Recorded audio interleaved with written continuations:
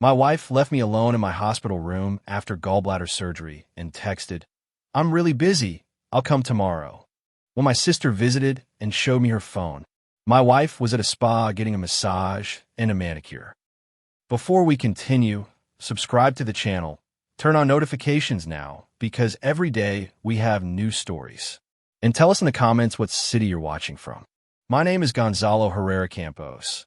I'm 56 years old, and for the last 3 decades I've worked as an industrial consultant, building a solid career that allowed me to give my family everything they needed. Married for 28 years to Beatriz Navarro Ruiz, a 52-year-old woman I met at a friend's party when we were both young and full of dreams. We have a son, Marcos, 26 years old, a talented graphic designer who has been living independently for 3 years. I always considered myself a lucky man.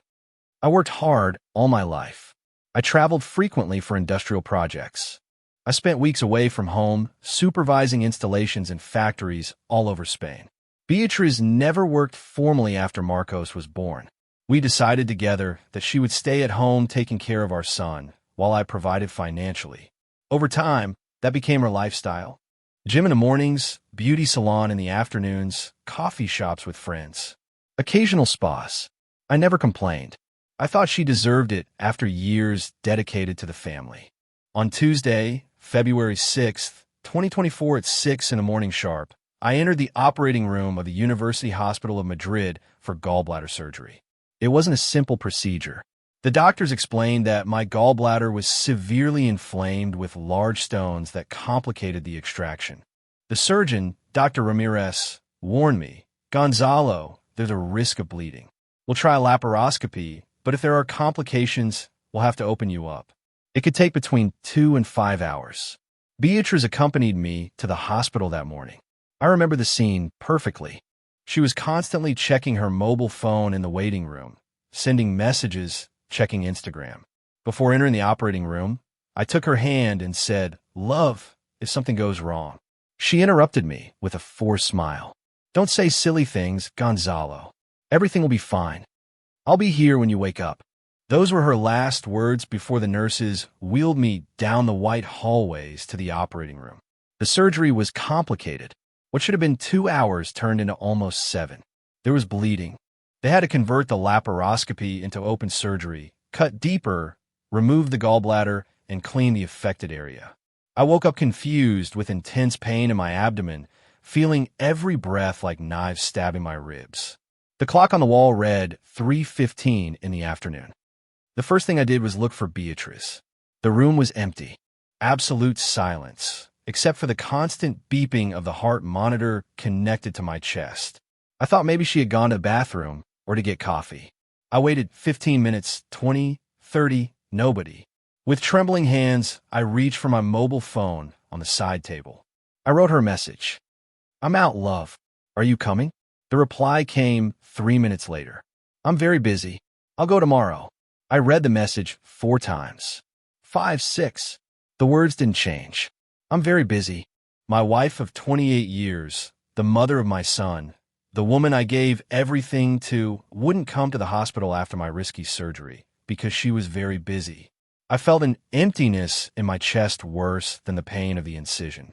At 4:30 in the afternoon, my sister Encarnacion Herrera Campos arrived, almost running to the room. Encarnacion is 58 years old. She's a high school teacher, a practical and direct woman who always told me the truths I didn't want to hear. She came in with a bag of fruit and a worried expression. "Gonzalo, how are you? How did it all go?" she asked, leaving the bag on the chair and coming over to check on me. "Complicated. They had to open me up for 7 hours," I replied with a weak voice. Encarnacion looked around the empty room. "Where's Beatriz?" "She says she's busy. She'll come tomorrow," I said, trying to sound natural, but my voice broke slightly. My sister looked at me with an expression I couldn't decipher. She took out her mobile phone, tapped the screen several times, and then showed it to me without a word. It was an Instagram post from 2 hours ago, the account of a friend of Beatriz. In the photo, there were 5 women in white spa robes, champagne glasses in their hands, laughing. In the center, perfectly recognizable, was my wife Beatrice with a green face mask, smiling broadly. The caption read Self-Care Tuesday with my favorite girls, Spalm. The world stopped while I was in an operating room with my abdomen open, bleeding, fighting to survive a complicated surgery. My wife was at a luxury spa drinking champagne and getting facials. Gonzalo Encarnacion began, but she couldn't finish. At that exact moment, I felt a sharp pain in my abdomen. I looked down. My bandages were stained red, fresh blood seeping through the gauze. I pressed the emergency call button. A nurse came running in seconds later. "He's bleeding. I need Dr. Ramirez now," the nurse said urgently as she checked the bandages. Encarnacion held my hand while the medical team entered the room. I was still seeing that image in my mind. Beatrice laughing with her green mask, champagne in hand, while I bled alone in a hospital room. Dr. Ramirez checked the wound, changed the bandages, adjusted the drains. "Some post-operative bleeding is normal, Gonzalo, but we have to monitor you closely for the next few hours. No sudden movements." Encarnacion stayed with me all afternoon and night. She brought hospital soup, helped me drink water, adjusted the pillows when the pain was unbearable. She didn't mention the Instagram photo. She didn't have to. At 11 at night, Beatrice sent me another message. "How are you? I'll be there early tomorrow." I didn't answer. That night, looking at the white hospital ceiling with my sister sleeping uncomfortably in the chair next to my bed, I made a decision that would change everything. I spent 3 full days in that hospital. 3 days that became 72 hours of deep reflection on my marriage, my life, my decisions. There's something peculiar about being bettered and unable to move much. Your mind starts to travel to places you normally keep closed. Memories come uninvited, one after another, like waves crashing against rocks. Beatrice showed up the next day in the afternoon, exactly at 5:15. She arrived with a bag of grapes and a magazine. She was wearing designer sportswear, her hair perfectly styled, impeccable makeup. She sat in the chair where my sister had slept and asked me, "Does it hurt a lot?" "Quite a bit," I replied, watching her. "Oh, poor thing. The doctor said you'll be discharged in 2 more days," she commented while checking her phone. "I need you to transfer me 2,000 euros. I have to pay the annual gym fee, and I want to renew my tennis club membership." 2,000 euro. I had just come out of major surgery, and she was asking me for money for the gym and tennis. I didn't say anything, just nodded. She stayed for exactly 45 minutes. She talked about a friend who was remodeling her kitchen, about a new restaurant they wanted to try, about a facial treatment she'd seen on social media. She didn't ask about my pain. She didn't ask what the doctors had said about my recovery. She didn't ask if I needed anything. When she left, the void she left in the room was less noticeable than her presence. That night, I started to remember, not casually, but methodically, chronologically, as if I were reviewing a 28-year file. I met Beatrice in 1996. I was 28, she was 24. She was beautiful, vivacious, full of energy. We got married 8 months later in a small ceremony in Seville, her hometown. The first years were good, really good. Marcos was born in 1998. We decided she would leave her job as a receptionist to dedicate herself completely to our son. But now, lying in that hospital bed with tubes connected to my body, I began to see patterns that I had previously ignored or justified. When Marcos was 6, I organized a small celebration for my promotion to regional manager. I invited colleagues, close friends, family. Beatrice arrived 3 hours late because she had gone for a keratin treatment that she couldn't reschedule. I remember spending the whole afternoon making excuses for her absence. When Marcos was 12 and graduated from primary school with honors, Beatrice didn't attend the ceremony. She said she had a migraine.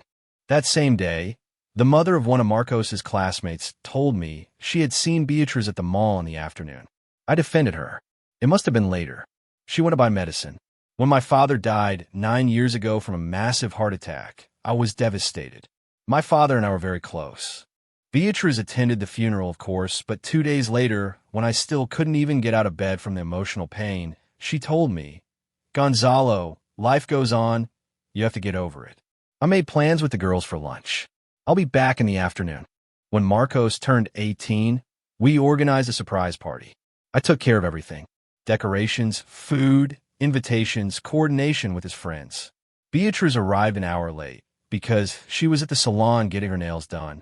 Marcos didn't even ask for her. He was already used to it. I kept remembering, digging deeper. Every memory showed me something I had normalized for decades. Beatrice never asked about my work projects. When I came back from work trips that lasted weeks, she didn't ask how it went, if I'd had any complications, if I was tired. Her first question was always, "Did you bring the per diem money?" Beatrice never cooked. In 28 years of marriage, I could count on one hand the times she prepared a complete meal. We always ordered takeout, or I cooked on weekends. When I asked her once why she didn't cook, she replied, "I don't like it. That's what Uber Eats is for." Beatrice never showed genuine interest in my health. 5 years ago, I was diagnosed with hypertension. The cardiologist recommended changes in my diet, moderate exercise, stress reduction. I asked Beatrice for help controlling my diet. She replied, "Gonzalo, you're a grown man. You know what you can and can't eat." A darker pattern emerged as I continued to remember. Every achievement of our family, every important moment, every celebration always had the same structure. I organized, I coordinated, I paid. I made sure everything went well. Beatrice would show up, smile for the photos, and then continue with her routine as if nothing had happened. The third day in the hospital, Encarnacion came to visit me again. She brought homemade food, lentils, roasted chicken, fresh bread. She sat by my bed and looked at me intently. "You're going to leave her, aren't you?" she asked bluntly. I didn't answer immediately. I looked out the window at the gray Madrid sky. "I don't know yet," I lied.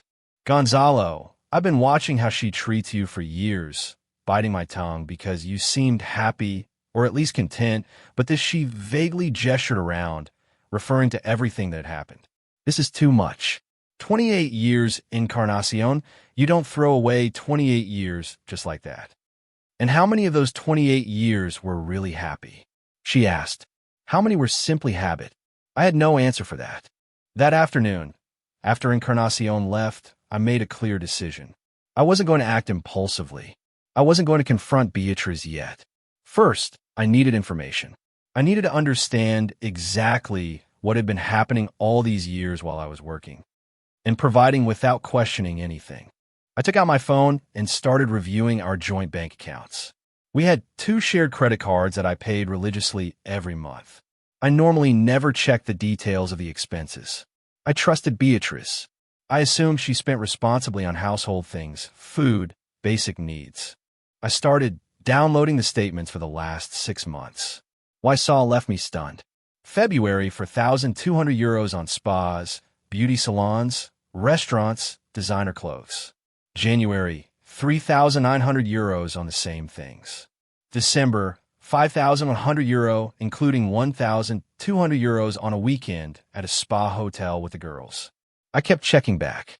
November, October, September, August, the pattern was identical.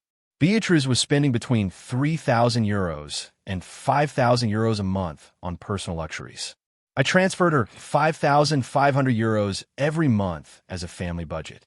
Apparently, none of that money was going to the household. It was all for her. In 28 years, that meant I did the mental math and felt nauseous. Dr. Ramirez came in for the nightly checkup. "Gonzalo, you're progressing well. If there are no complications, you're going home tomorrow." "Perfect," I replied without looking away from my phone. That night, with the room dark and the sound of the heart monitor as my only company, I decided I needed professional help, not for couples therapy, to protect myself legally, to understand my options, to prepare myself. On Friday morning, exactly at 10:30, Dr. Ramirez signed my medical discharge. He gave me a list of post-operative instructions. Absolute rest for 2 weeks, no lifting anything over 5 kilograms, change bandages every 12 hours, take antibiotics 3 times a day, come for a checkup in 10 days. "Gonzalo, it's crucial that you follow these instructions to the letter. The wound is still fresh, and any exertion can cause complications. You need someone at home to help you these first few days," the doctor explained while checking my vital signs one last time. "My wife will be with me," I replied in a neutral voice. I called Beatrice at 11 in the morning. She answered on the fifth ring. Yes, she said in an annoyed tone. I've been discharged. Can you come pick me up? I heard a long sigh on the other end of the line. Gonzalo, I'm on the other side of the city. With the traffic at this time, it's going to take me ages. Can't you take a taxi? I just had major surgery. I had a 15 centimeters incision in my abdomen.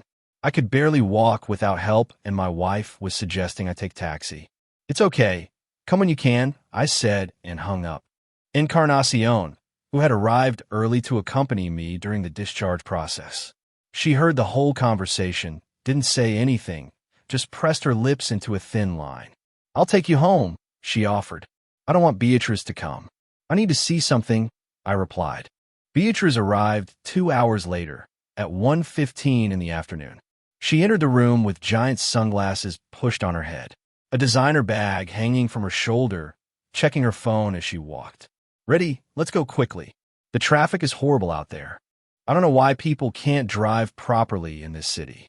She complained without even looking at me. The nurse helped me into the wheelchair. Every movement was agony. Beatrice walked 3 steps ahead, still with her phone in her hand, texting. The car ride from the hospital to our house in the Chamartin neighborhood lasted 30 minutes. Beatrice talked nonstop about an argument she had with a friend in their WhatsApp group, about a sale she saw at a cosmetic store, about how bad the weather had been lately. And what for dinner? She asked when we were 5 minutes from home. I haven't had time to go to the supermarket. Can you order something? As you wish, I replied, looking out the window. We arrived home at 2 in the afternoon. We lived in a large 4-bedroom apartment that I bought 17 years ago. A quiet neighborhood, good neighbors, close to everything. Entering that familiar space after 5 days in the hospital should have brought me peace. Instead, I felt claustrophobic. Beatrice helped me to the living room couch and disappeared immediately into the bedroom. I heard her talking on the phone, laughing. I sat on that couch, motionless, observing my own house as if for the first time. Everything was impeccable, too impeccable. Nothing out of place. Obviously, the housekeeper I paid €500 a month kept everything perfect. Beatrice didn't clean, Beatrice didn't cook, Beatrice did nothing except consume. With considerable effort, I got up from the couch and walked slowly to our bedroom. Every step was torture, but I needed to look for something specific. Beatrice was on the balcony, still on the phone. She didn't see me come in. I opened the top drawer of her dresser. She kept receipts, invoices, various papers there. I started to look through them carefully. The first receipt I found made me stop. Spalm, Tuesday, February 6th, 2024. Total, €850, the exact date of my surgery. I checked the breakdown. Hot stone massage, €120. Deep facial treatment, €180.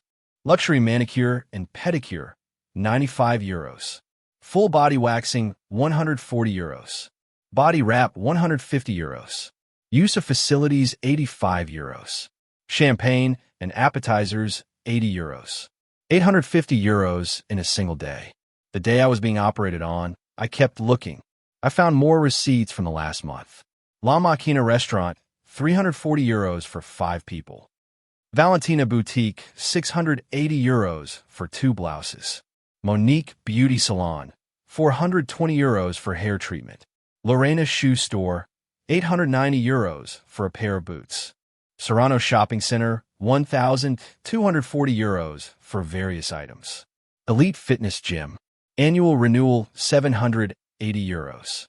I did some quick calculations in my head, just in what I had reviewed. There were more than €4,000 spent in the last 4 weeks. And that's not counting the expenses she made directly with digital cards that didn't leave a physical receipt. I heard footsteps. I quickly closed a drawer and sat on the bed pretending to rest. Beatrice entered with an annoyed expression. What are you doing here? I thought you were on the couch. The doctor said you need rest. I came to lie down. The couch is uncomfortable. I replied, well, I'm going out for a bit. The girls organized a last-minute lunch. I'll be back tonight, she announced while looking for her bag. Beatrice, I just got home from the hospital. I know, but you're home now. You have everything here. If you need anything, call me. She put on more perfume in front of the mirror. Oh, and don't forget to take your medicine. They're in the bag I brought from the hospital. She left without waiting for a reply. I heard the front door close. The silence that remained was so dense, I could feel it pressing against my chest. I sat on that bed for several minutes, processing what had just happened. My wife left me alone on the same day of my hospital discharge to go to lunch with friends. With renewed determination, I went back to the drawer and took out all the receipts I found. I took them with me to my office, a small room at the end of the hall where I worked when I was home. I turned on my computer and opened a new folder that I titled Important Documents, February 2024. I started to meticulously scan each receipt. I created a spreadsheet where I recorded the date, place, amount, and concept of each expense. As I worked, the pain in my abdomen was constant, but the mental clarity I was gaining was worth every pang. When I finished documenting everything I had found physically, I accessed the online bank accounts again. I downloaded the complete statements for the last 6 months in PDF format. I saved them in the same folder with specific names, January 2024, December 2023, and so on. It was 6 in the evening when I finished. I was exhausted, sweating from the effort and the pain. I took my medication with water and went back to the bedroom. I lay down carefully, every muscle protesting. Beatrice arrived at 11 at night. I heard her come in, leave her bag, walk to the bathroom. She appeared in the bedroom 20 minutes later, already in her pajamas, her face clean of makeup. "Did you eat anything?" she asked as she got under the covers. "No." "Oh, Gonzalo, there was food in the fridge. You could have heated something up." She took her phone and started scrolling through social media. I turned to the other side, turning my back to her, looking at the wall in the dark. At that moment, I knew I needed more than receipts and bank statements.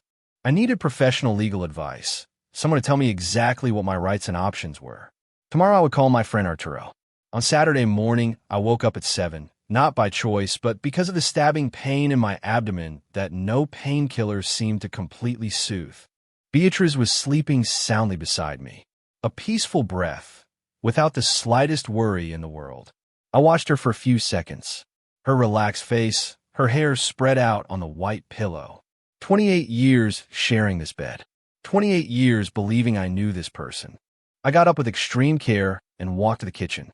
I needed coffee, mental clarity, and above all, privacy to make an important call. Arturo Mendez Soriano had been my friend since university. We both studied at the Polytechnic of Madrid in the late 80s. Although he took the path of law, while I specialized in industrial engineering. We kept in regular contact, played paddle tennis together before my surgery, shared occasional dinners with our wives. Arturo had divorced his first wife 4 years ago after 25 years of marriage. He never told me the full details, only that it was necessary for his peace of mind. Now, standing in my kitchen at 7:30 in the morning with a cup of steaming coffee, I dialed his private number. "Gonzalo, are you okay? Did something happen with the surgery?" His voice sounded worried and sleepy. "Arturo, I need to talk to you professionally," I said in a low voice. There was a significant pause on the other end. "I understand. When do you want to meet?" "Today, if possible. I could be in my office at 10. Does that work for you?" "Perfect. Thanks, Arturo." I hung up and drank my coffee slowly, feeling the hot liquid go down my throat.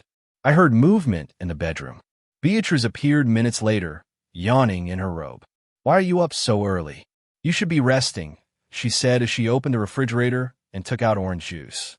I couldn't sleep. "I'm going out for a bit," I announced. "Out where?"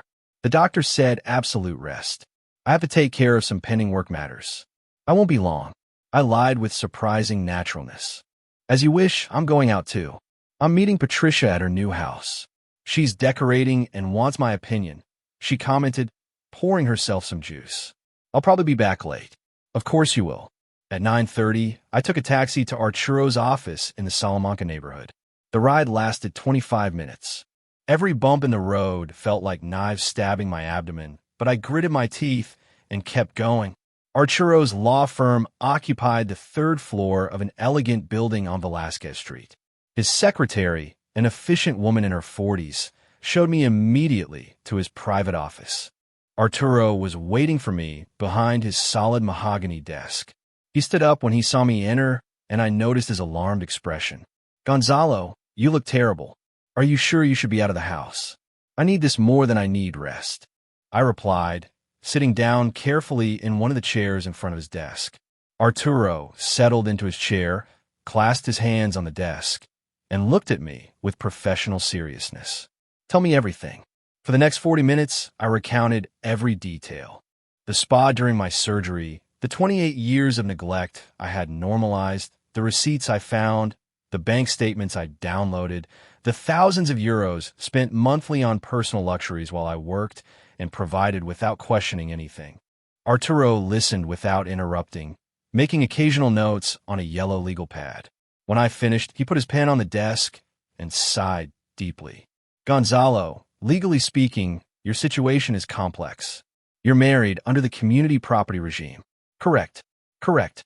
That means everything acquired during the marriage belongs to both of you equally. If you proceed with a divorce, Beatriz is legally entitled to 50% of the joint assets. He paused. How much are we talking about? The house is worth approximately 280,000 euros. It's fully paid off. I have savings in 2 accounts for 60,000 euro plus the car, furniture, other minor assets.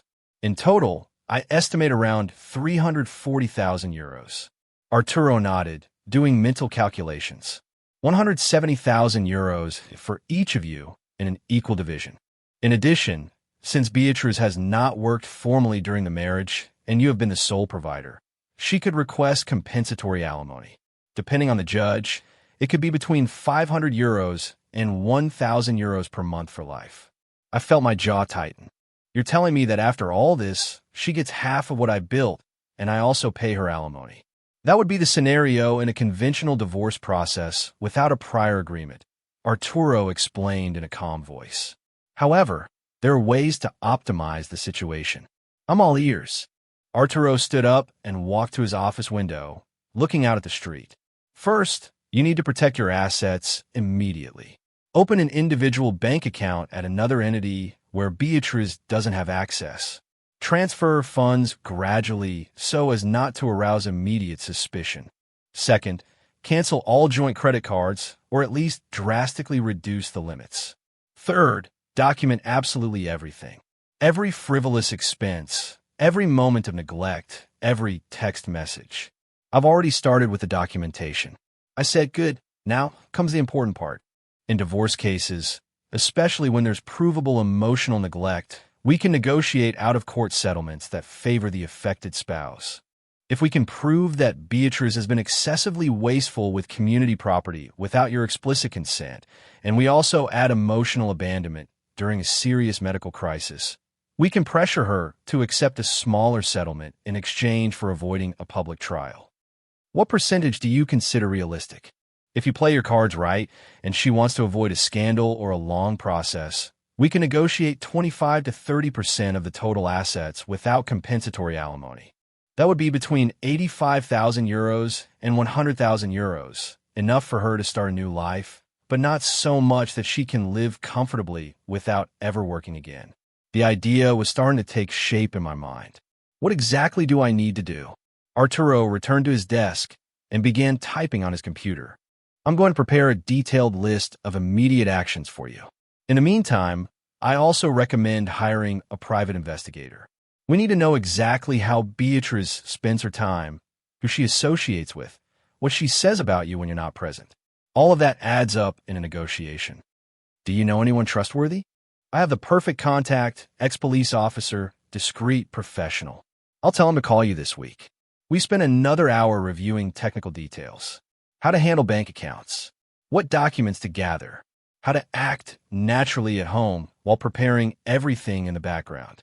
Arturo handed me a folder with basic legal information about divorce proceedings in Spain, rights and obligations. Gonzalo, one more thing, Arturo said as I was getting up to leave. This is going to be emotionally tough. Prepare yourself mentally and psychologically. And above all, don't act on impulse or emotion. Everything must be calculated, documented, strategic, understood perfectly. I left Arturo's office feeling strangely energized despite the physical pain. For the first time in days, I had a clear plan. I was not a passive victim. I was a strategist, preparing to reclaim my dignity. The next 10 days were revealing in a way I never anticipated. Being at home 24 hours a day recovering from surgery turned me into a silent observer of a reality I had ignored for decades. When I was working normally, I would leave at 7 in the morning and return after 7 at night. My life took place outside these walls. Now, confined to this space, I saw everything with brutal clarity. The Monday after my visit with Arturo, Beatrice woke up at 8:30, showered, and carefully did her makeup in front of the mirror for 40 minutes. Perfect makeup, designer sportswear that cost more than a formal suit of mine. At 9:15, she walked out the door with her gym bag. "I'm going to the gym. I'll be back at noon. There's yogurt in the fridge if you're hungry," she said without looking at me. I was sitting on the living room sofa, bandages freshly changed, medication on the table. I could barely walk without pain. I nodded in silence. She left. The house was empty, silent. I got up slowly and walked to the window overlooking the street.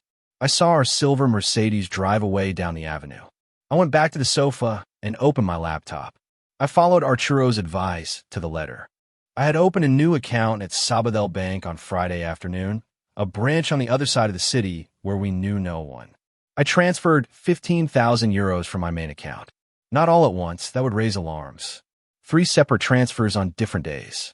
5,000, 5,000, 5,000. Justified on the statements as an investment or a consulting project. I also contacted the credit card department.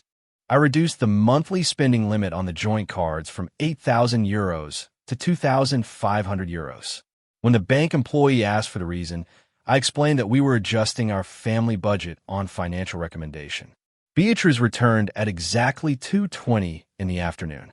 She arrived sweaty, her hair in a ponytail, checking her phone as she came in. "Hello," she said without looking up from the screen. "How was the gym?" I asked. "Good. I did a spinning class. I'm exhausted." She drank water straight from the bottle. "I'm going to take a shower, and then I'm going out again. Laura and I are going to the salon. I have an appointment at 4. Will you be home for dinner?" "I don't know. It depends on how long it takes. We'll probably order something out." She headed for the bathroom. "Oh, your mother called." She said to call her. She disappeared down the hall. I heard the shower turn on minutes later. This was the routine for that whole week. Beatrice would leave at 9, come back briefly at noon or early afternoon, shower, change, and go out again. Coffee shops with friends, beauty salons, shopping, dinners. Always busy, always on the move, always out of the house. On Thursday afternoon, while she was on her 3rd outing of the day, I tried to do something as simple as make myself a sandwich. I got up from the sofa, walked to the kitchen, opened a refrigerator. There were yogurts, some fruit, little else, nothing substantial. I checked the pantry, crackers, cereal, cans of tuna, nothing I could easily cook in my condition. I ended up ordering takeout for the 2nd time that week. On Friday morning, Beatrice came into the living room where I was reading the news on my tablet. She stood in front of me with an annoyed expression. "Gonzalo, I need to talk to you." "Go ahead." "I tried to use the credit card yesterday at a boutique, and it was declined. It was humiliating." "What happened?" "I spoke with the bank. We adjusted the monthly limits. We're spending too much." I replied in a neutral voice. "Spending too much? What are you talking about?" "We've never had money problems precisely because of that, because I control the spending. The new limit is 2,500 a month. It's more than enough for reasonable needs." Her face turned red. 2,500? Are you kidding me? That's not even enough for the basics. "Beatrice, last month you spent 4,200 euros on personal things. That's not sustainable. Those are my normal expenses. Gym, salon, clothes, outings with friends. I'm not buying yachts, Gonzalo." The conversation ends here. The limit stays at 2,500. If you need more, we'll discuss each expense specifically. She stared at me in disbelief, as if she didn't recognize the man in front of her. "I don't know what's wrong with you lately. Since the surgery, you've been unbearable. You're always at home, always in a bad mood, always controlling everything. I'm recovering from major surgery. Beatrice, I'm sorry if my presence in my own home inconveniences you. It's not that, it's your attitude. You used to be more flexible. Now everything is a problem." She turned and left the room. I heard her grab her keys and leave, slamming the door. I sat on that sofa for a long time, processing what had just happened. My wife was upset not because I was sick or needed support, but because my constant presence at home interfered with her routine and because I had set financial limits. On Saturday afternoon, around 5, the doorbell rang. I opened the door and found my son Marcos standing there with a bag of homemade food. "Dad, how are you?" "En Encarnacion told me you look bad. I brought you some stew my girlfriend Clara made. She says you need nutritious food to recover." Marcos came in and hugged me carefully, aware of my wound. He was a good kid, tall, thin, with my nose and his mother's eyes. He worked as a freelance graphic designer from his apartment in Malisana. "Thanks, son. Come in, sit down."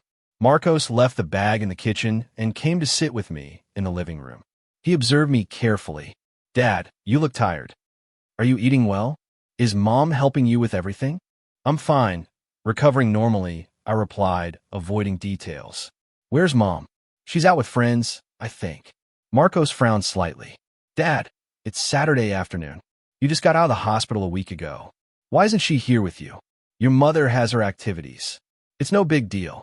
My son looked at me with an expression I couldn't interpret. Concern mixed with something else. Disappointment, maybe. "Dad, when I had appendicitis 3 years ago, Mom didn't even visit me in the hospital. You said she had a migraine, but I saw her on Instagram that same day at a brunch." He paused. "You've always made excuses for her." "Always." I didn't answer. I didn't know what to say. "If you need anything, whatever, just call me. I can come over whenever you want. Clara also says she can help with whatever you need." He stood up and gave me another hug. "I love you, Dad. Take care." When Marcos left, I was alone again in that silent room. My son had noticed the same thing I was finally seeing. The difference was that he had lived with it his whole life and had learned not to expect anything from her anymore.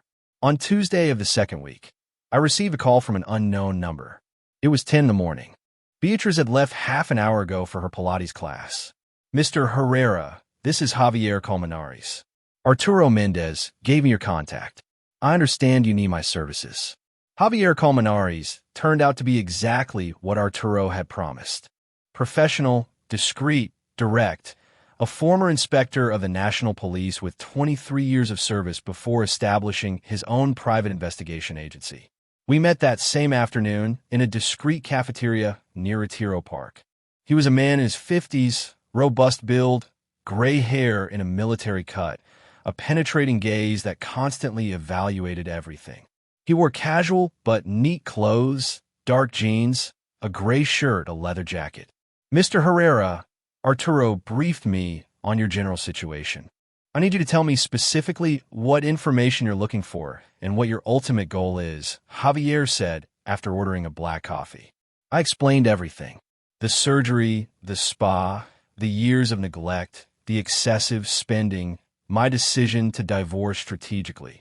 Javier listened, taking notes in a small black notebook. "I understand. What you need is exhaustive documentation of spending habits, daily activities, social circle, and crucially, evidence of how she talks about you when she's with third parties." "Correct. Exactly. Perfect. My fees are €120 per hour plus operating expenses. For this type of case, I estimate between 40 and 60 hours distributed over 3 weeks. You'll receive weekly reports with photographs, audio recordings when legally possible, and a detailed summary of activities." He paused. "Everything I obtain will be admissible in court if it comes to that point. Go ahead, start tomorrow." I gave him recent photographs of Beatriz, a description of her vehicle, places she frequented, the names of her close friends. Javier put everything in a manila folder. "One more thing, Mr. Herrera, for the next few weeks, act completely normal at home. Don't change your behavior patterns with your wife. If she suspects surveillance, she'll become cautious and will lose valuable information. Understood?" We said goodbye with a handshake. I returned home feeling as if I had crossed a point of no return. There was no going back. The first week of surveillance passed without me knowing much. Javier sent me a brief text message on Friday. "Gathering material, everything is planned. Full report this Sunday." Beatriz continued her usual routine, unaware that her every move was being documented. Gym, coffee shops, salons, shopping, long lunches with friends. She would come home briefly, change, go out again. Our conversations were minimal, superficial, mechanical. On Sunday afternoon, while Beatrice was at a birthday party for a friend's daughter, I met Javier at his office. It was a small but functional space in a commercial building in Arguenzuela. Metal desk, filing cabinets, computer, a whiteboard with photographs and timelines. Javier handed me a thick folder. "Mr. Herrera, what you'll find here confirms everything you suspected and adds additional information you probably didn't know." I opened the folder. The first page was a typed executive summary. Subject: Beatriz Navarro Ruiz. Surveillance period: February 13th to 19th, 2024. Active days: 7. Surveillance hours: 47. I turned to the following pages. There were photographs with date and timestamps. Beatriz entering Elite Fitness Gym at 9:07 a.m. Beatriz leaving at 11:34 a.m. Beatriz arriving at Library Restaurant at 1:15 p.m. with 4 women. Beatriz at Monique Salon at 4:40 p.m. Beatriz at a luxury clothing store at 6:20 p.m. As you can see, your wife maintains very structured schedules. She leaves home between 9 and 9:30 every morning.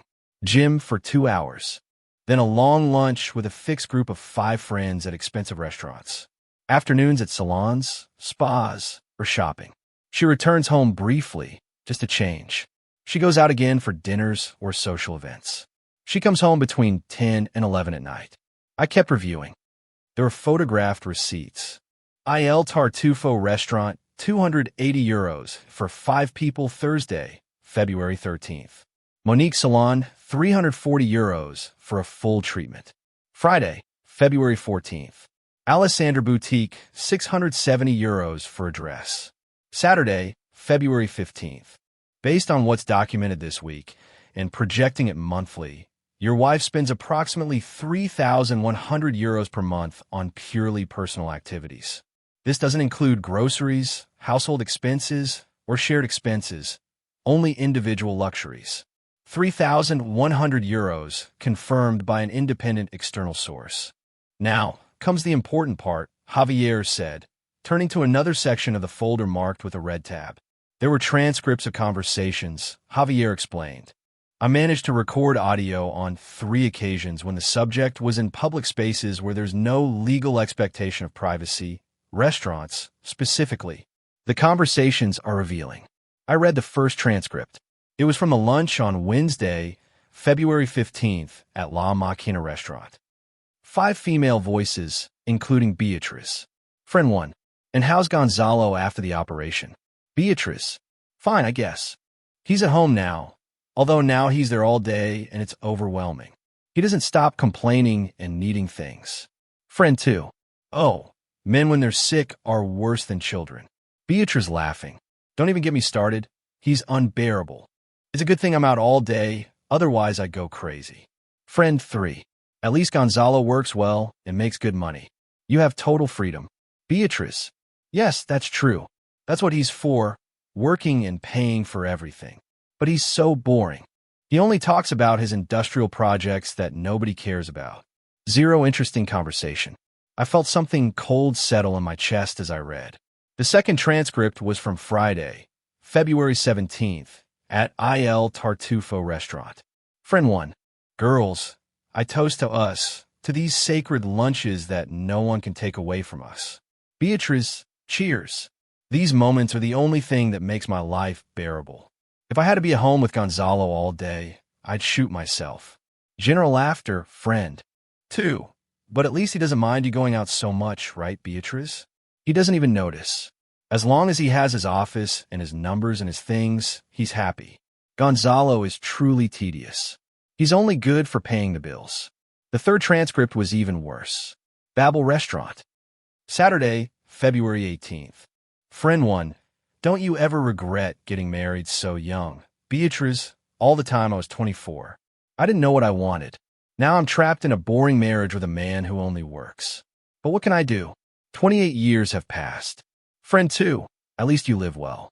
Beatriz, I live well financially, but emotionally it's a desert.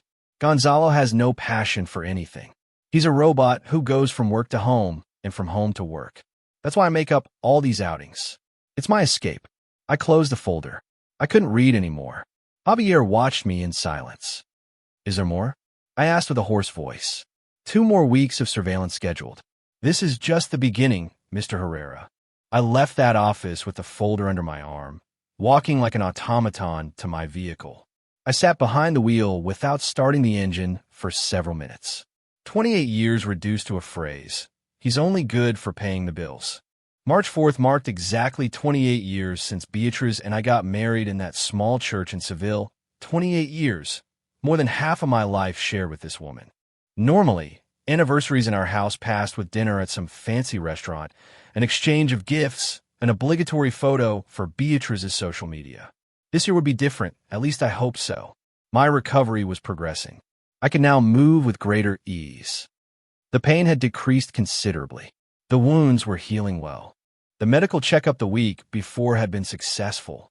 Dr. Ramirez gave me the green light to resume light activities, although I still had 2 weeks before I could return to work. On Monday evening, March 3rd, while Beatriz was sleeping, I marked March 4th on my phone's calendar with a note. 28th anniversary. I wanted to see if she would remember without me saying anything. I wanted to confirm a suspicion that was growing inside me like a malignant tumor.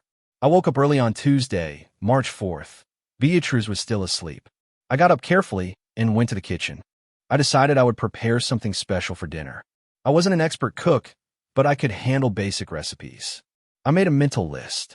I would buy ingredients for Valencian paella, her favorite dish when we were dating, a reserve red wine, a dessert from the bakery she liked in Chambéry.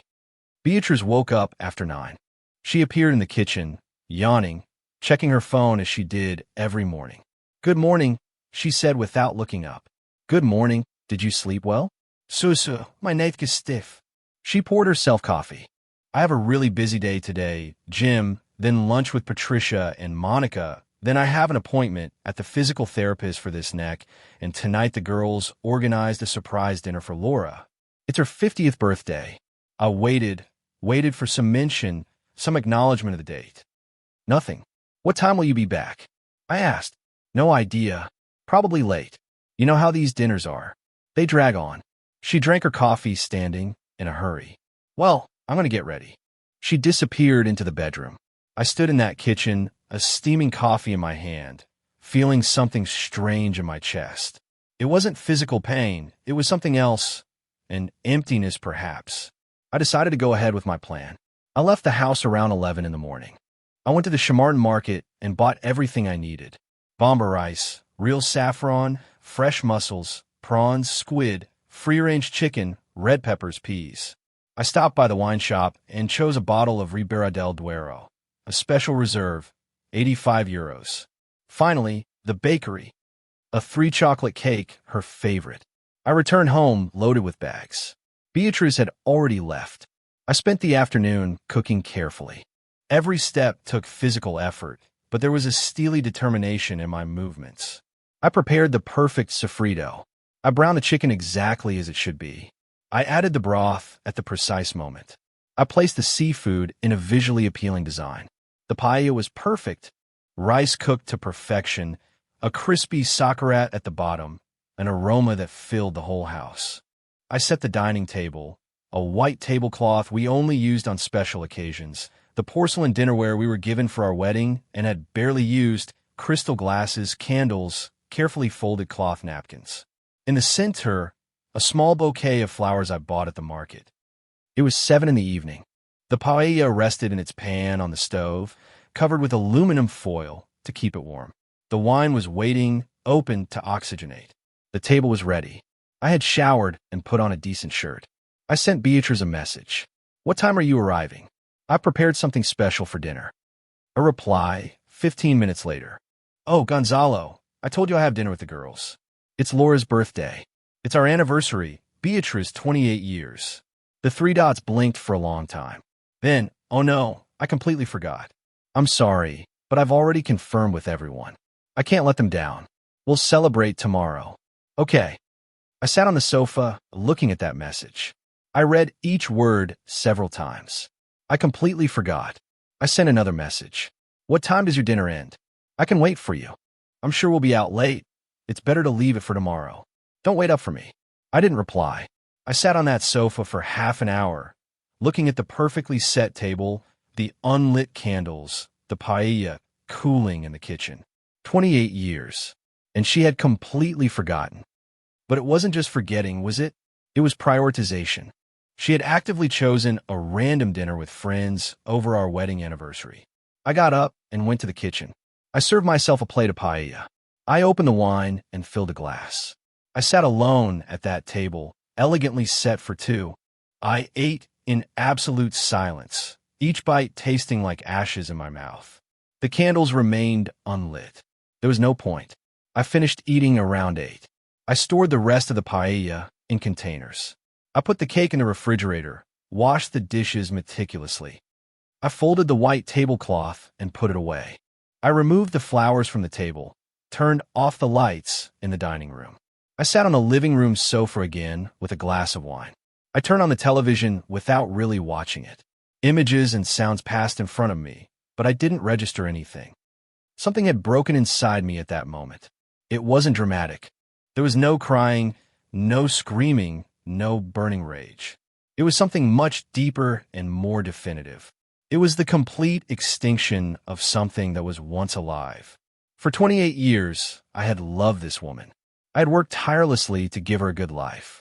I had justified her absences, forgiven her negligence, normalized her selfishness. I had built a narrative in my mind where she was simply independent or sociable or needed her space. But the truth, the naked and brutal truth that I was finally accepting without filters, was that Beatrice had never really loved me. Maybe at the beginning, in those first years when we were young, but for decades, I had simply been a convenient economic resource, a silent provider. A credit card with legs, only good for paying the bills, her own words recorded by Javier. The clock struck 10 at night. Beatrice hadn't sent any other message, not even a belated happy anniversary. 11, nothing. At 11:40, I heard the key in the lock. Beatrice came into the house laughing, still talking on the phone with someone. She saw me sitting on the sofa in the dim light, only the light from the television illuminating the room. I have to go. I just got home. Yes, it was so much fun. I'll talk to you tomorrow, she said and hung up. She took off her shoes. Ugh, what a long dinner. I'm exhausted. Laura started crying during the speeches and everything dragged on. She left her bag on the chair. Still awake. You should be in bed already. I watched her as if I were seeing her for the first time, or maybe for the last time. Her made-up face, her elegant dress, her absolute nonchalance. Happy anniversary, Beatrice, I said with a completely flat voice. She stopped halfway to the bedroom. Oh, right, sorry. Happy anniversary. We'll celebrate properly tomorrow, I promise. She nodded and kept walking. At that moment, sitting in that dark room, I made the final, irrevocable decision. There would be no reconciliation, no couples therapy, no attempt to save anything. This was over. On Wednesday, March 5th, the day after our forgotten anniversary, I called Arturo from my home office while Beatrice was at her morning yoga class. Arturo, I need you to prepare everything. There's no turning back now. Are you absolutely sure, Gonzalo? Once we start the formal process, things will change irreversibly. I've never been more sure of anything in my life. We met that same Thursday at his office. I brought all the accumulated documentation with me. Javier's reports with photographs and transcripts of conversations, the bank statements for 6 months with detailed expenses, the scanned physical receipts, the chronological record of neglect that I had meticulously documented. Arturo reviewed every page for almost 2 hours, taking notes, making calculations, organizing evidence by categories. Gonzalo, this is solid, very solid. We have documented emotional neglect, abandonment during a serious medical crisis with photographic proof, excessive spending without explicit consent, and most importantly, recorded evidence of how she publicly disparages you. He closed the last folder. With this, we can push hard for a favorable out-of-court settlement. What exactly do you propose? Arturo opened his computer and began typing as he spoke. I will draft a proposed settlement agreement with the following conditions. First, marital dissolution due to de facto separation. Second, division of assets with 75% awarded to you, 25% to her. That would be 85,000 euros for Beatrice from a total estate of 340,000 euros. Third, express waiver of compensatory alimony by both parties. Fourth, immediate settlement without deferred payments. And if she refuses, then we file a contested lawsuit where we will publicly expose all this evidence in court, the documented frivolous spending, the conversations where she humiliates you, the hospital abandonment. In a contested process, she risks receiving even less and facing a public trial that will ruin her social reputation. Her circle of elegant friends will see her differently when they know a judge has determined she is a negligent spendthrift. There was a calculated coldness to all this that was both strange and familiar to me. I was not the person I had been a month ago. The surgery had not only removed my gallbladder, it had removed the layers of denial that kept me blind. How long do you need to get everything ready? I asked. 1 week. I will prepare 2 complete sets of documentation, the settlement proposal and the contested lawsuit. You decide when and how to present it to her. Perfect. Arturo looked at me with a serious expression. Gonzalo, there's something else you should consider, Marcos. Your son should know what's happening before the final confrontation. Not out of legal obligation, but out of respect. He's 26. He's an adult. He deserves to understand why his family is falling apart. Those words hit something deep in me. Marcos, my son, who had grown up seeing the same pattern of maternal neglect that I was finally recognizing, who had learned not to expect anything for Beatrice because the disappointments were constant. You're right. I need to talk to him first. Show him all the evidence. Let him form his own opinion. Don't manipulate the narrative. Just present the facts and let him decide how to feel about it. I left that office with the feeling that the final gears were falling into place. There was one crucial piece left. My son.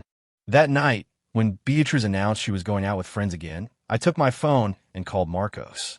Dad, how are you? I'm fine, son. Listen, I need to talk to you about something important. Can we have dinner together tomorrow? Just you and me. There was a brief pause. Sure, Dad. Is everything okay? You sound serious. There are things you need to know, things about your mother and me. I'd rather explain it in person. You're worrying me. It's nothing bad that affects you directly, but you're my son and you deserve to know the whole truth. Tomorrow at 8 at El Rinson restaurant. I'll be there, Dad. Friday arrived with a typical gray March sky in Madrid. Beatrice left early as usual.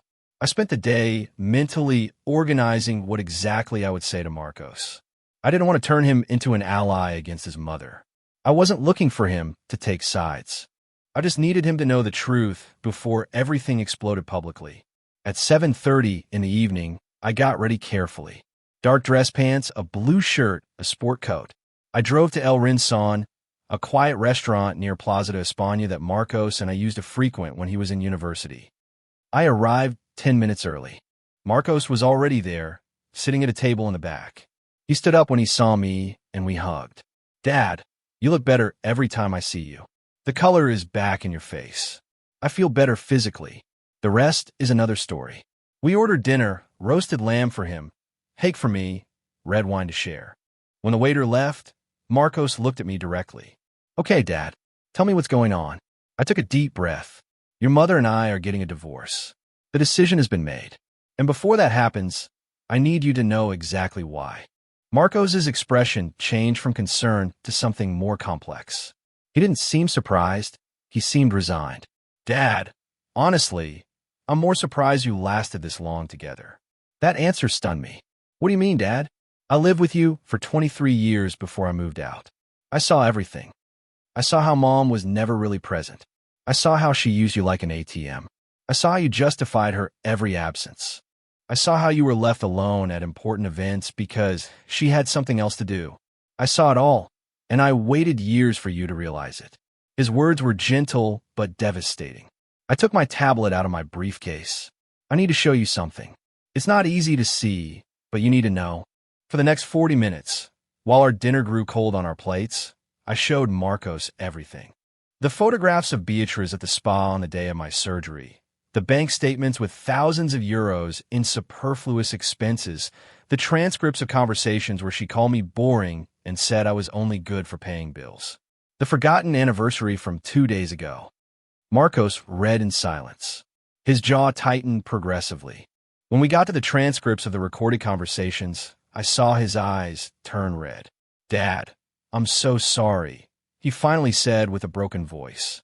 "You don't have to apologize for anything, Marcos. None of this is your fault. I feel guilty for not telling you what I saw sooner, but every time I try to hint at something, you defended her. I know, and that was my mistake. I lived in denial for decades."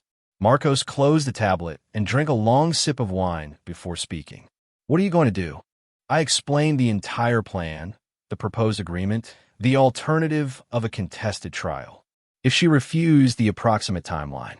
"Do you need my support?" Marcos asked. "I just need you to understand why I'm doing this. I'm not asking you to take sides. She's your mother, and she always will be. Dad, I'm an adult. I can love my mother and at the same time recognize that she treated you horribly for years. Both things can be true at the same time." He paused. "You have my full support. Do what you need to do to get your dignity back."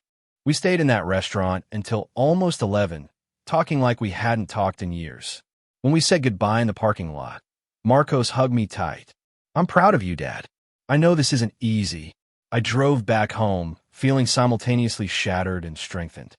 I had crossed another point of no return. My son knew the truth. The final confrontation was approaching. On Tuesday, March 12th, Arturo handed me 2 thick folders with the official seals of his law firm. One contained the complete settlement proposal, 22 pages detailing the marital dissolution, division of assets, waiver of alimony, and execution deadlines.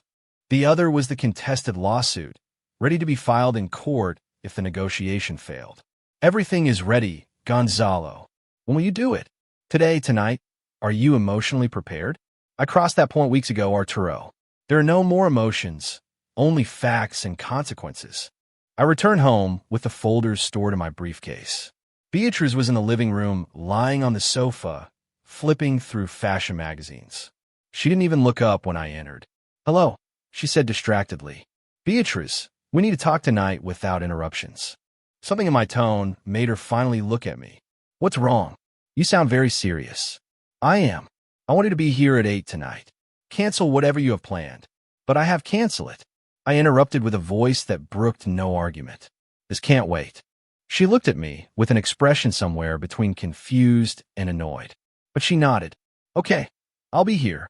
I spent the rest of the day in my home office, mentally reviewing every point I needed to cover.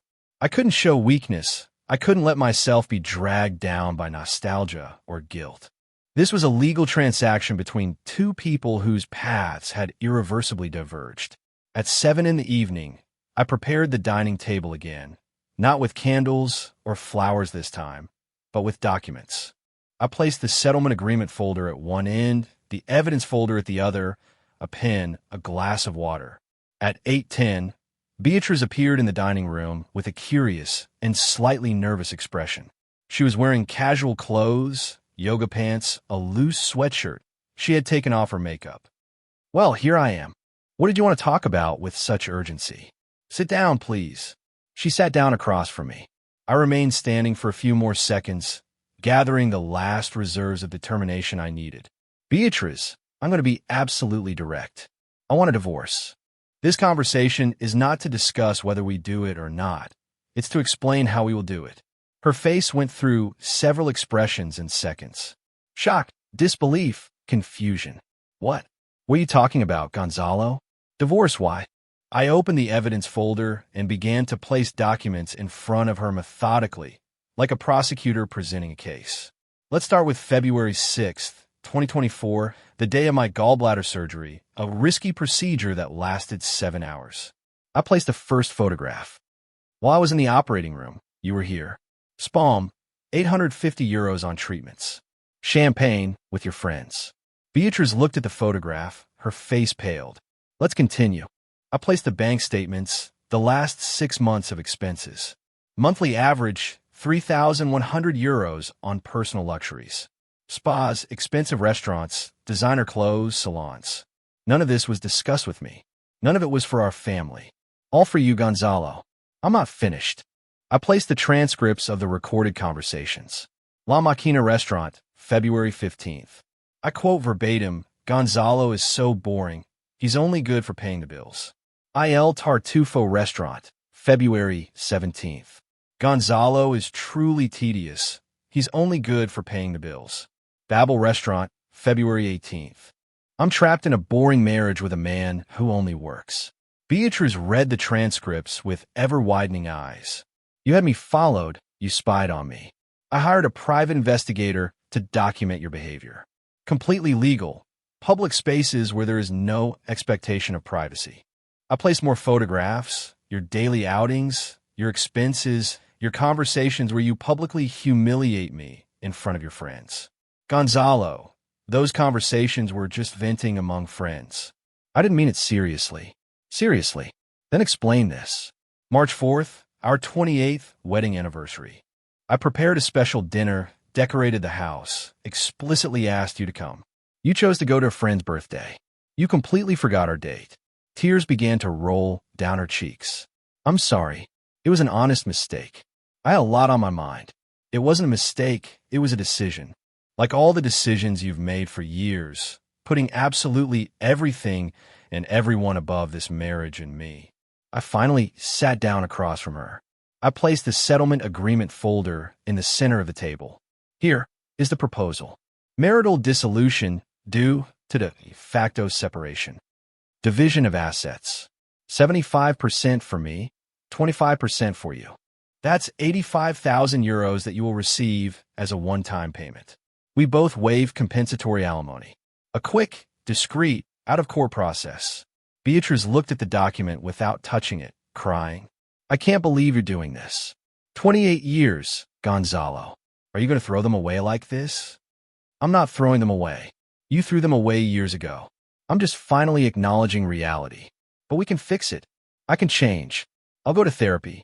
I'll be more present. I swear. I don't want you to change, Beatrice. I don't care anymore. What I felt for you died in that hospital room when I woke up alone and discovered where you really were. It was finally buried on our anniversary when you chose anything except being with me. And if I refuse, and if I don't accept your agreement, I place the second folder on the table. Then we will file a contested lawsuit.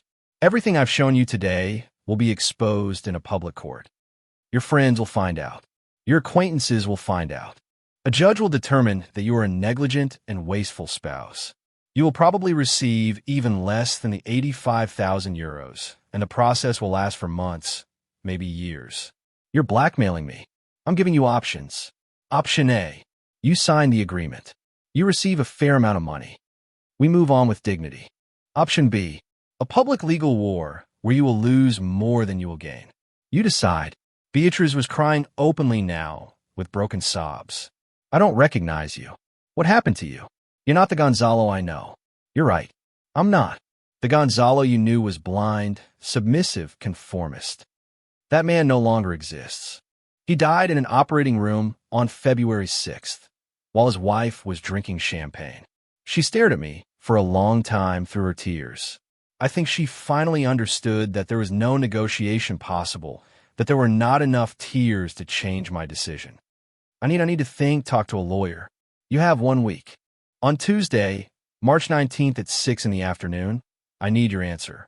If it's yes, we sign the agreement with a notary the next day.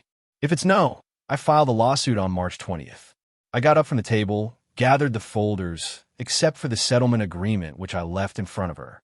Read it calmly, consult with whomever you want, but understand this clearly. My decision is final and irreversible. We're getting a divorce. We're just deciding how. I went up to my office, leaving her crying in the dining room. I closed the door and sat at my desk in the dark.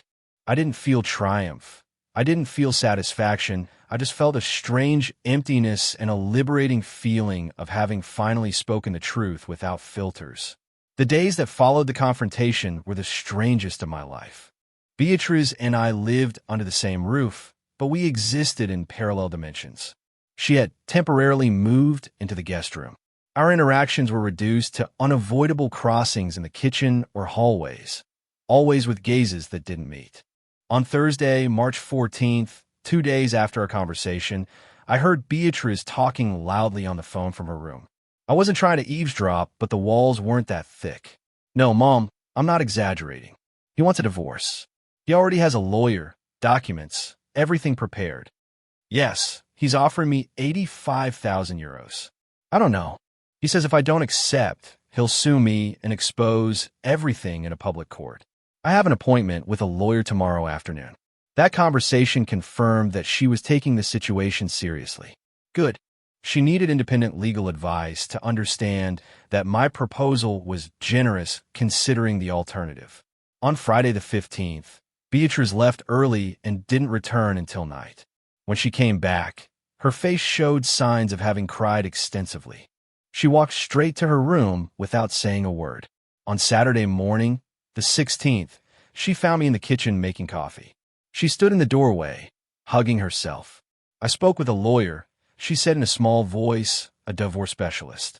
I showed her your proposal, and she says your offer is reasonable considering the circumstances. She says if we go to trial, I'll probably come out worse because of all the evidence you have. She paused for a long time. She also says the fact that I was recorded speaking badly of you in public would affect the judge's perception. I drank my coffee in silence, waiting. She explained that legally I'm entitled to 170,000 euros through an equal division, but with documented abandonment during a medical emergency, excessive spending without consent, and evidence of emotional neglect, a judge could determine a reduced compensation anyway. Her eyes filled with tears again. Gonzalo, 85,000 euros is nothing. How am I supposed to live on that? Beatrice, 85,000 euros is more than enough for a deposit on a modest apartment and a financial cushion while you find a job. Something you should have done decades ago. A job. I'm 52. I haven't worked formally in 28 years. Who's going to hire me? That's not my problem. Those are the consequences of the decisions you made. You chose not to develop a professional career. You chose to spend thousands of euros a month on luxuries instead of saving. You chose to prioritize absolutely everything except this marriage. Now you're facing the consequences. You're cruel. I never thought you could be so cold. I'm not cruel. I'm fair. If I were cruel, I'd leave you with nothing. I'm offering you a considerable amount to start over. Take it or leave it, but I need an answer by Tuesday. She left the kitchen crying. I finished my coffee feeling a strange mix of guilt and determination. The guilt was a conditioned reflex from decades of taking care of her. The determination was the new reality I had built. On Sunday, the 17th, Marcos came to visit me. He had found out from Beatrice that the confrontation had occurred. We sat in my office with the door closed. "How are you feeling, Dad?" He asked strangely well, as if I had dropped a weight I had been carrying for years without realizing it. I spoke with Mom yesterday on the phone. She's devastated. I know. She asked me to intervene, to convince you to reconsider. Marcos looked at me directly. I told her I wasn't going to do that this was a decision between adults, and that I respected your choice. I felt a deep pride for my son at that moment. Thanks, Marcos. Dad, I just want you to know that I'll be here for whatever you need. When all this is over, when the house is sold, or whatever you decide to do, count on me. We hugged. In the midst of the chaos of a crumbling marriage, my relationship with my son had strengthened in unexpected ways. On Monday, March 18th, a day before my final deadline, Beatrice intercepted me as I was leaving for the supermarket. "Gonzalo, wait. I need to talk to you." "Go ahead. I've been thinking all week. I've cried. I've screamed. I've been angry. I've been through all the stages." She took a deep breath. "And I finally understand that this is real, that there's no going back." "Correct. I'm going to accept your proposal. I'll sign the agreement." Something inside me settled. It wasn't relief. Exactly, it was finality. "Are you absolutely sure? Once we sign, there's no going back. Are you absolutely sure?" She countered. "Absolutely." "Then, yes, I accept your terms. 85,000 euros without alimony, a quick process." Her voice broke slightly. "I just want this to be over as soon as possible. I'll call her tomorrow." We'll coordinate the signing with a notary for this week. There's one condition, she said suddenly. We're not in a position to negotiate additional conditions, Beatrice. It's not about money. I want Marcos to know that this was mutual. I don't want him to think I'm the monster in this story. Marcos is an adult with the ability to form his own opinions based on facts he has observed for 26 years. I'm not going to lie to him or manipulate his perception, but I'm not going to paint you as a villain either. I'll simply tell him we reached a civilized agreement. That's it. She nodded slowly. Okay, that's fair. On Wednesday, March 20th at 11 in the morning, Beatriz and I sat in front of a public notary in his office in downtown Madrid. Arturo was present as my legal representative. Beatriz had brought the lawyer she consulted, a professional woman in her 40s named Dolores Martin. The notary, an elderly gentleman with white hair and formal manners, read each clause of the settlement agreement aloud. Marital dissolution, division of assets, 255,000 euros for Gonzalo Herrera Campos, 85,000 euros for Beatriz Navarro Ruiz, mutual waiver of compensatory alimony, settlement within 30 days, sale of common property with proportional distribution of proceeds. Do both parties understand and accept these terms freely and without coercion? The notary asked. Yes, I said in a firm voice. Yes, Beatriz whispered. We signed. First her, then me. The notary applied his official seals. Arturo and lawyer Martin signed as witnesses. 28 years of marriage dissolved in 22 pages and 15 minutes of bureaucratic procedure. We left that office as strangers. Beatriz left with her lawyer without looking back. I stood on the sidewalk with Arturo by my side. How do you feel? He asked. I don't know yet. Ask me in 6 months. But deep down I already knew. I felt free. 6 months later, September 2024. I'm sitting on the balcony of my new apartment in the Lavapiés neighborhood, an area I never considered before, but now seems perfect. It's a 2-bedroom space, bright, with a view of narrow streets full of life, much smaller than the house in Chamartin that we sold in July, but infinitely more comfortable, more mine. The sale of the house generated 280,000 euros. After the established division, I received 210,000 euros, Beatriz 70,000 euros. Added to the 85,000 euros from the agreement, she left with 155,000 euros in total. I with the rest of the assets, around 315,000 euro, including savings and other assets. I bought this apartment for 140,000 euros in cash, no mortgage, no debts. With the rest, I invested conservatively following the advice of financial advisor that Arturo recommended. I have modest passive income, but enough to supplement my consultant salary. I went back to work in May. My colleagues noticed the change, but were discreet. Only my direct boss asked me directly, Gonzalo, you look different lighter. I answered truthfully.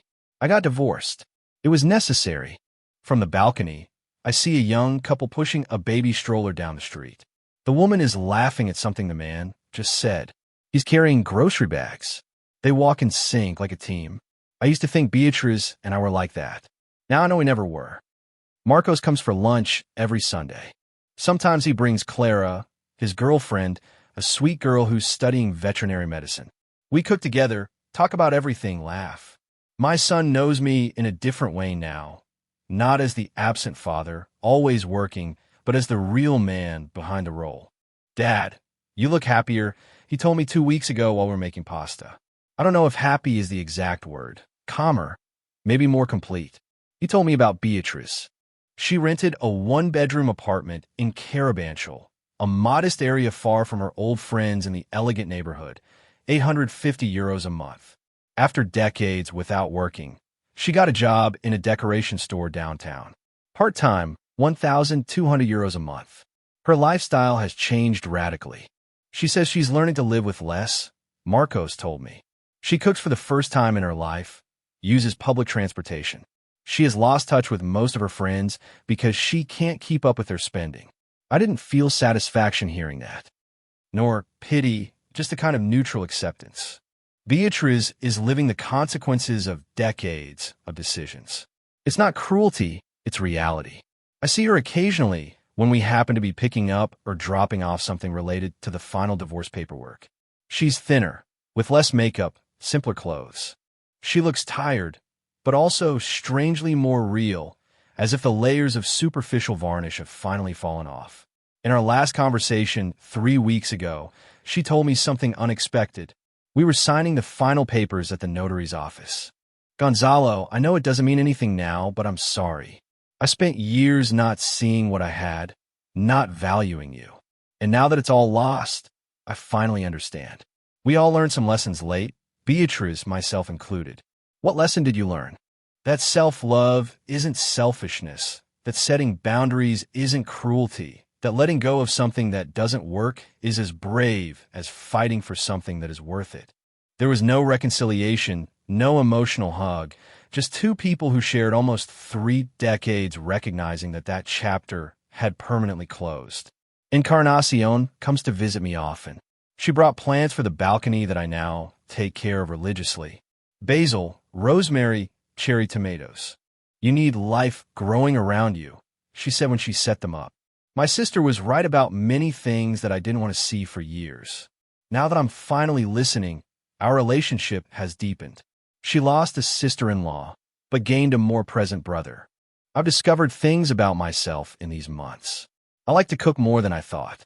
I enjoy walking aimlessly through neighborhoods I never explored. I read more. I sleep better. I don't wake up with the existential emptiness that I used to drag around without naming it. Do I regret the divorce? No. Does it hurt that I lost 28 years every day? Will I go back if I could never? This morning, as I was changing my shirt in front of the mirror, I saw the scar from my gallbladder surgery. It's no longer red or inflamed. It's a pale line that will fade with time, but it will never completely disappear. I ran my fingers over it slowly. That scar saved my life in a way I never anticipated. Not because the surgery was medically successful, but because the abandonment during that vulnerable moment finally opened my eyes to a truth I had been ignoring for decades. Sometimes the deepest wounds are not the ones that bleed in operating rooms. They are the ones we silently accumulate over the years in the name of loyalty, commitment, the hope that things will get better on their own. Those wounds don't heal until we finally decide to treat them, no matter how much the process hurts. I pour myself coffee and go back to the balcony. The September sun is pleasantly warm. I have a work meeting in 2 hours, lunch with an old colleague at noon. Marcos is coming for dinner tonight. My life is not extraordinary. It's simple, orderly mine. And for the first time in decades, that's more than enough.